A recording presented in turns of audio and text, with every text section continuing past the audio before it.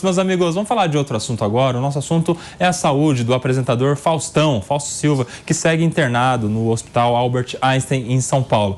Em meio à recuperação, após ter feito um transplante de rim, o apresentador precisou passar por um processo de embolização por causa da dificuldade na recuperação do transplante. Para a gente entender melhor o que está acontecendo com o Faustão e entender esse procedimento, a gente pediu ajuda para o urologista e membro do Comitê Científico do Instituto Lado a Lado pela Vida, João Brunhara, que está conosco aqui para explicar exatamente o que é isso que está se popularizando. Está todo mundo tentando entender o que é a embolização. Bem-vindo, doutor.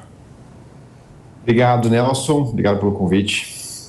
Ô, doutor, explica pra gente o que é essa embolização, porque isso está em todos os sites, todo mundo repercutindo a situação do Faustão. É claro que você não vai falar especificamente sobre ele, né?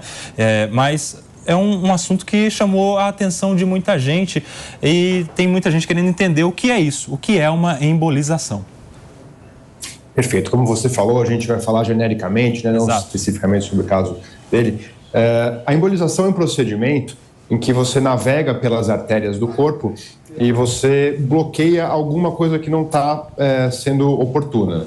Muitas vezes, no caso de um transplante de rim, existe um vazamento de sangue, por exemplo, de uma artéria comunicando com uma veia ou comunicando diretamente com alguma parte do rim que não deveria existir essa conexão. Então, na embolização, é um procedimento que você navega por dentro das artérias e você coloca um stop, né? Você coloca uma resina que vai bloquear, né? Vai embolizar essa comunicação que é patológica, né? Que é inoportuna.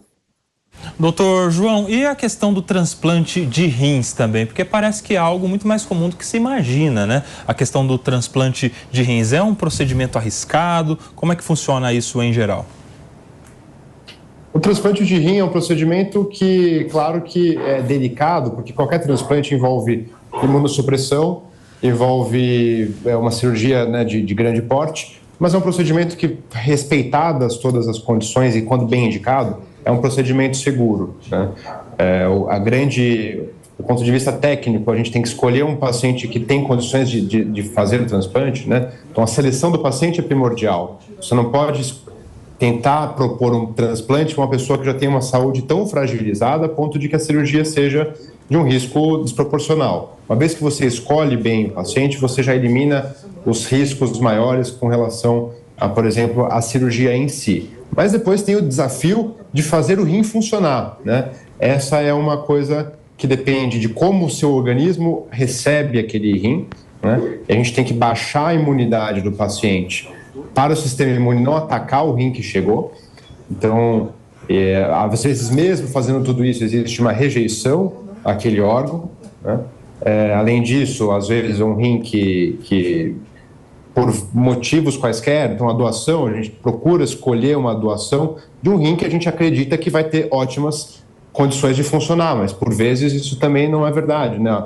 O doador falecido, às vezes, já trouxe algum grau de repercussão que o rim não vai funcionar como a gente esperava. Então, tem algumas nuances que fazem com que não seja algo cujo sucesso é 100%, né? Não tem uma garantia total. A gente tem que sempre ir enfrentando os desafios que a gente observa.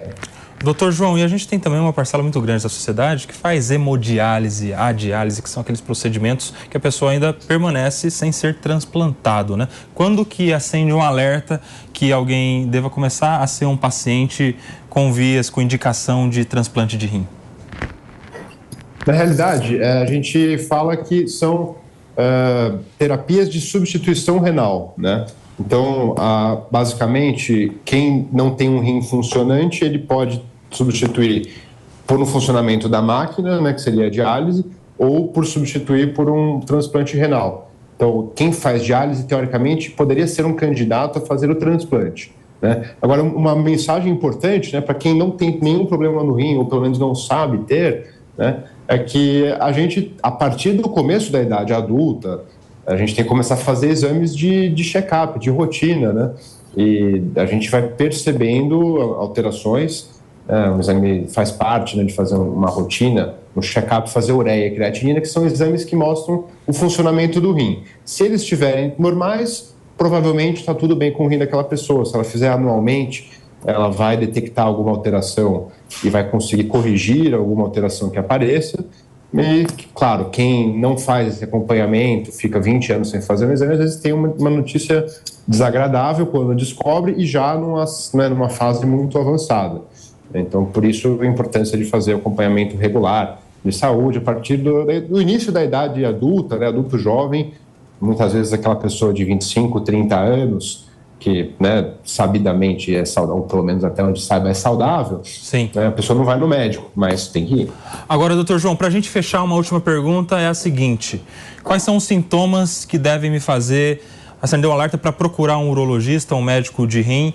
O que eu posso estar sentindo que de repente pode ser algum problema para eu procurar, para além, claro, de todos esses check-ups, esses exames de rotina? Perfeito. Uma coisa que pode chamar a atenção é uma redução do volume urinário. Então, uma pessoa que urinava ali mais ou menos 2 litros, 1,5 litro, de repente começa a urinar 600, 700. Ou pode acontecer o contrário, a pessoa urina demais, só que na verdade está acontecendo de produzir uma urina que não filtra de verdade. Então, uma produção muito acentuada, né? Outras coisas que são já mais avançadas são, por exemplo, a pessoa começar a ter uma letargia, uma lentificação, ela se sente mal, mas não sabe exatamente o porquê, mas parece que está faltando um pouco de energia, então isso já seria um sinal mais avançado, né? As detecções mais sutis é só fazendo um exame regular, mas basicamente a gente diria essa questão de volume urinário e, mais tardiamente, uma piora de estado geral. Tá aí, conversamos aqui com o Dr. João Brunhara, que é médico urologista e também é do Comitê Científico do Instituto Lado a Lado. Conversou conosco aqui sobre as questões que envolvem a saúde dos rins, o processo de embolização e algumas dicas importantes para você cuidar da sua saúde. Obrigado, viu, Dr. João? Nelson, prazer falar com você. Um abraço.